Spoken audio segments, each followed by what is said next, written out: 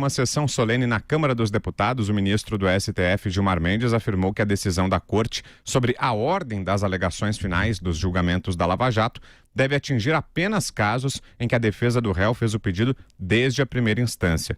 Mendes lembrou que já se formou maioria nesse sentido e negou que a decisão poderia causar uma grande hecatombe. O ministro também criticou promotores ao dizer que, em geral, eles fazem um alarde. Ainda de acordo com o magistrado, é de bom senso que o acusado fale por último. Começa essa com você, Josias, vai lá. Olha, o Gilmar Mendes está migrando aí para essa posição da mitigação do prejuízo. É o que eles têm para fazer agora. Já falamos sobre isso aqui, há uma investida contra a Lava Jato. Essa investida, ela ocorre nos três poderes. Ocorre no Executivo, Bolsonaro participando, ocorre no Legislativo, com a aprovação de projetos em série que prejudicam a atividade dos juízes, dos procuradores, de investigadores, que protegem, que blindam os parlamentares de investigações, medidas já tomadas e medidas por adotar. Recentemente aprovou-se ali a legislação partidária e eleitoral, que o Bolsonaro vetou de mentirinha, que agora o Congresso vai derrubar o veto, porque o Bolsonaro vetou rapidamente, adiantando o relógio para que os parlamentares possam derrubar o veto em tempo para valer nas eleições do próximo ano. Então, há uma orquestração muito clara contra a Lava Jato. O que assusta é que esse ataque coordenado, ele não tem uma resistência compatível. Se a corrupção é epidêmica no Brasil, ensina alguma coisa, é a não esperar qualquer tipo de arrependimento ou regeneração dessa oligarquia corrupta e dos seus simpatizantes no poder. Mas espanta, de fato, que não exista uma resistência compatível a esse movimento anti-Lava Jato que ocorre nos três poderes. Está prevalecendo agora a única lei que é irrevogável no Brasil, que é a lei da selva. Então, a oligarquia está se protegendo, essa proteção vem dos três poderes, essa fala do Gilmar, ela vem na linha do que os ministros lá estão se entendendo para adotar, e deve ser adotada na quarta-feira, mas é como dizíamos aqui, você abriu a pizzaria, está servindo um rodízio e agora você vai delimitar o rodízio. Mas esse rodízio tende a virar um asterisco se daqui a pouco tempo, como se prevê, o Supremo vota a revisão daquela regra que permitiu a prisão de condenados na segunda instância.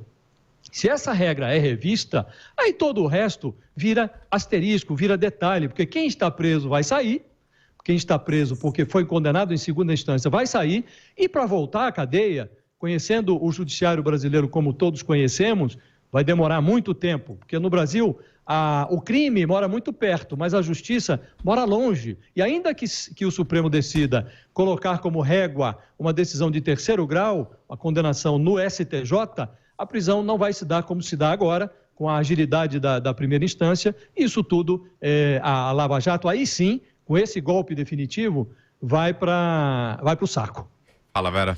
O Gilmar falar que os casos que essa nova regra deve valer só para quem pediu em primeira instância já é um recuo dele. Na semana passada ele estava muito mais proativo do que isso, querendo que a decisão valesse para todos os casos, criticando muito a Lava Jato, criticando muito o Ministério Público. Então, pelo que eu tenho de informação, isso já é o Dias Toffoli atuando para fazer prevalecer a sua solução intermediária ali, a sua solução negociada e mais mitigada dessa decisão, para que não haja uma avalanche de sentenças revistas. E aí não seria só da Lava Jato, não seria só de casos de corrupção, seria para todo caso em que há um colaborador, em que há um réu delator. Ninguém saberia a extensão de uma decisão como essa e poderia causar muito atraso jurisdicional, muita bagunça em todas as instâncias do judiciário. Então o presidente está atuando nesse caso como uma espécie de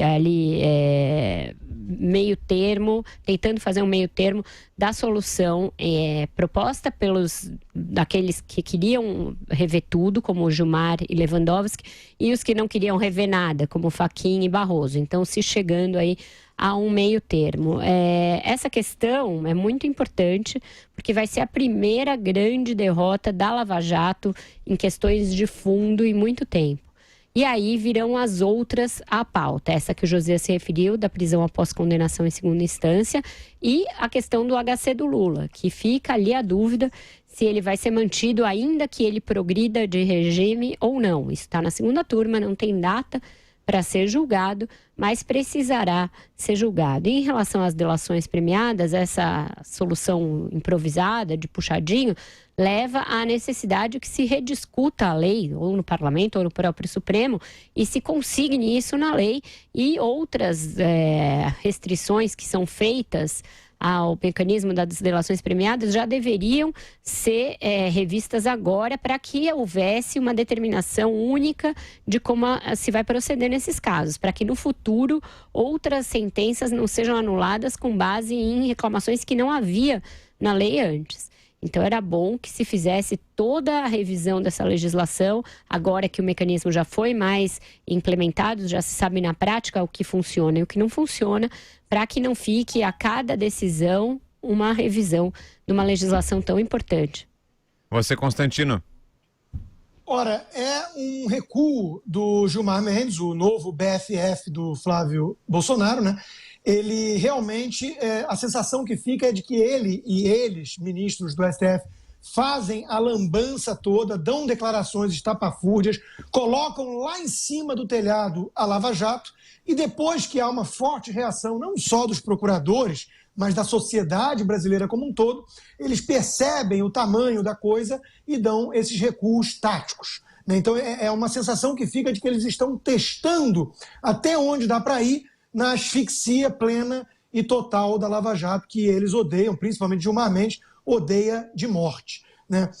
É curioso que, ao falar sobre isso, o Gilmar Mendes citou a Carta Magna, né, de 1215. Primeiro, eu não sabia que era a nossa Constituição brasileira, né, a Carta Magna. Eu achava que tínhamos uma Constituição de 88, que eu não gosto muito, mas que é a Constituição vigente no país.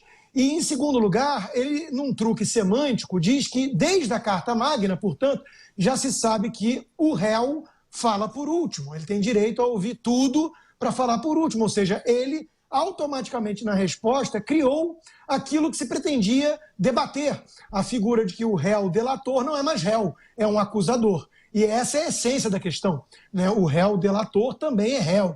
E isso não há em lei alguma da delação ou do Código Penal que diga o contrário. Ou seja, voltando à estaca zero dessa questão, os juízes tomaram decisões com base nas leis vigentes no país, nada inconstitucionais, e o STF resolveu legislar e colocando em risco toda a operação e fazendo algumas poderem voltar ao começo, o que gera uma baita insegurança jurídica. No Brasil, nem o passado é certo, né? Não é o futuro que é incerto apenas, o passado também.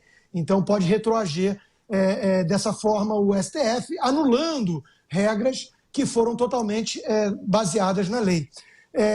Tudo isso é muito lamentável, muito preocupante. O Gilmar Mendes não suporta o sucesso e o apreço popular que tem a Operação Lava Jato e vem fazendo de tudo para destruí-la. Agora, ao que tudo indica, ele conta com o apoio da família do próprio presidente, o que é temerário.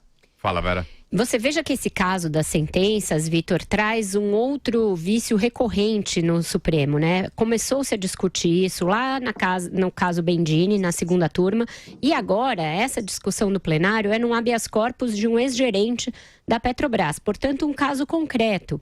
E quando levou o caso ao plenário, o Dias Toffoli falou, vamos aqui discutir a tese, portanto se discutiria o princípio geral, se criaria uma nova tese que passaria a vigorar para todos os casos. E em relação a isso, os ministros não se entenderam.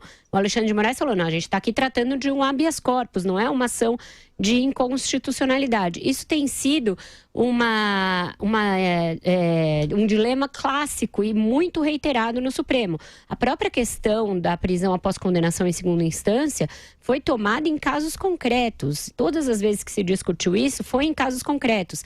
A tese propriamente dita, a discussão do mérito, da constitucionalidade disso, ainda está sendo aguardada lá no Supremo. O ministro Marco Aurélio Mello é o relator e isso está sendo jogado para as calendas toda vez. Com isso, o Supremo vai usando casos concretos para fazer puxadinhos legislativos, constitucionais, e realmente é uma situação bastante precária essa. Acho que o Josias está pedindo a palavra ali. Diga, Josias. Vai lá. Só para lembrar rapidamente que essa questão não foi decidida, essa questão da ordem que os réus se pronunciam nas alegações finais do processo, ela não foi decidida apenas por juízes de primeira instância. No caso do Bendini, que resultou num cancelamento da sentença na segunda turma do Supremo, a questão foi discutida até no STJ. Então, o Bendini requisitou ao Sérgio Moro o direito de falar por último no processo. O Sérgio Moro negou e justificou porque tinha negado, inclusive lembrou na sentença que deu várias coisas que os advogados nem teriam direito, mas que ele fez concessões ao Bendini. O Bendini falou até demais nos autos. Depois foi negado também no TRF4 de Porto Alegre e foi negado no STJ. Eu li a decisão do relator Félix Fischer no STJ, ela é muito lapidar, muito emblemática, porque ele diz, olha, não há previsão legal para isso. Então, se a Constituição é verdade que ela consagra o direito da ampla defesa, não há tampouco nenhum consenso quanto ao prejuízo que o réu eventualmente tenha tido no processo. Não se verifica o prejuízo, porque ninguém inventa uma acusação nova nas alegações finais. Então, ele diz lá, se o legislador quisesse que o réu delatado falasse por último, teria colocado na lei das delações, que introduziu na legislação brasileira a delação premiada. E o legislador não colocou isso. Agora o Supremo quer legislar. Então, é esse absurdo que nós estamos vivendo.